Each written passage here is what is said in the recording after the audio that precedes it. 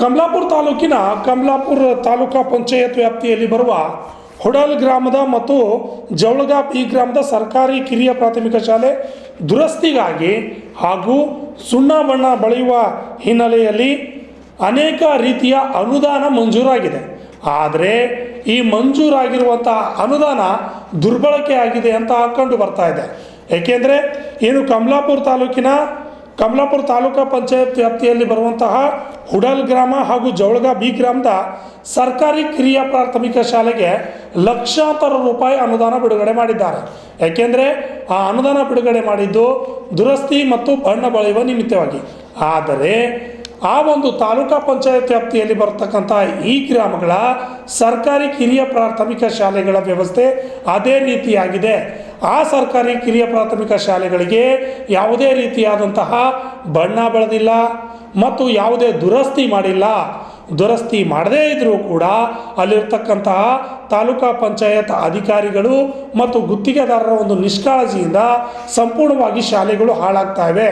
ಅಲ್ಲದೆ ಈ ಒಂದು ಕಾಮಗಾರಿಗಳ ಬಿಲ್ಗಳನ್ನು ಎತ್ತಿದ್ದು ಬೋಗಸ್ ಬಿಲ್ ಮಾಡಿ ಸಂಪೂರ್ಣ ಅನುದಾನ ಕೊಳ್ಳೆ ಹೊಡೆದಿದ್ದಾರೆ ಅಂತ ಅಧಿಕಾರಿಗಳ ಮೇಲೆ ಸಾರ್ವಜನಿಕರು ಆಕ್ರೋಶವನ್ನು ವ್ಯಕ್ತಪಡಿಸ್ತಾ ಇದ್ದಾರೆ.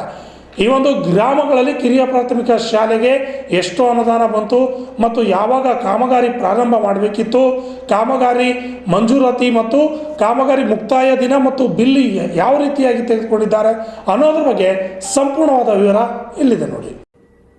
ಕಲಬುರಗಿ ಜಿಲ್ಲೆಯ ಕಮಲಾಪುರ ತಾಲೂಕಿನ ಹೊಡಲ್ ಗ್ರಾಮದಲ್ಲಿ ಇರುವ ಸರ್ಕಾರಿ ಕಿರಿಯ ಪ್ರಾಥಮಿಕ ಶಾಲೆ, ಜವಳಗ ಬಿ ಗ್ರಾಮದಲ್ಲಿರುವ ಸರ್ಕಾರಿ ಕಿರಿಯ ಪ್ರಾಥಮಿಕ ಶಾಲೆ ದುರಸ್ತಿ ಹಾಗೂ ಬಣ್ಣ ಬಳಿಯುವ ಕೆಲಸ ಮಾಡದೆ ಗುತ್ತಿಗೆದಾರರು ಹಾಗೂ ಅಧಿಕಾರಿಗಳು ಬೋಗಸ್ ಬಿಲ್ ಮಾಡಿರುವ ಘಟನೆ ನಡೆದಿದೆ.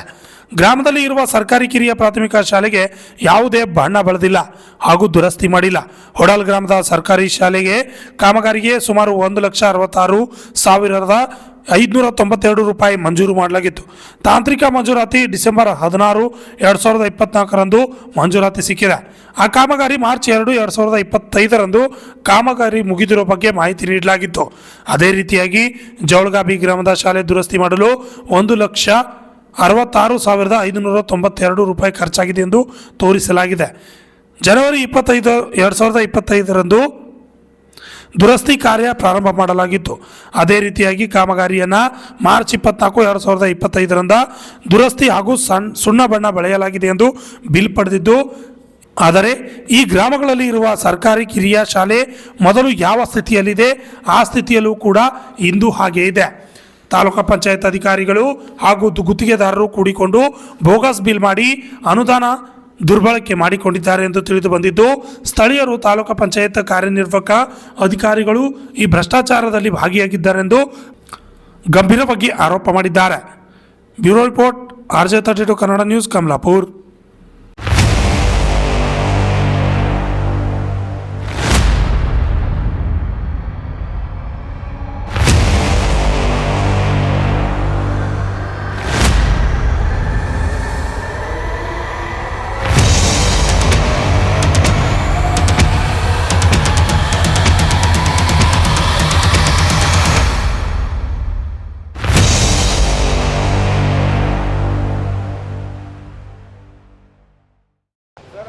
ತಾಲೂಕು ಪಂಚಾಯತ್ ಅನುದಾನದ ಅಡಿಯಲ್ಲಿ ಅನಿರ್ಬಂಧಿತ ಯೋಜನೆ ಕಾಮಗಾರಿಗಳನ್ನು ಕೆಲವೊಂದು, ಉದಾಹರಣೆಗೆ ದಸ್ತಾಪುರ ಗ್ರಾಮದಲ್ಲಿ ಆಗಿರ್ಬೋದು, ಒಂದು ಅಂಗನವಾಡಿ ರಿಪೇರಿ ಇಟ್ಟಿರ್ತಾರೆ. ಅದರಲ್ಲಿ ಅಂಗನವಾಡಿ ಸುತ್ತಮುತ್ತ ಏನು ಸುಣ್ಣ ಬಡಿದು ಉಳುಕಿಂದನಕರೆ ಅಲ್ಲಿ ಅಡುಗೆ ಕೋಣೆ ದುರಸ್ತಿ ಮಾಡಬೇಕಂತೆ ಅಲ್ಲಿ ಯಾವುದೇ ರೀತಿ ಅಡುಗೆ ಕೋಣೆ ದುರಸ್ತಿ ಮಾಡೋದಿಲ್ಲ.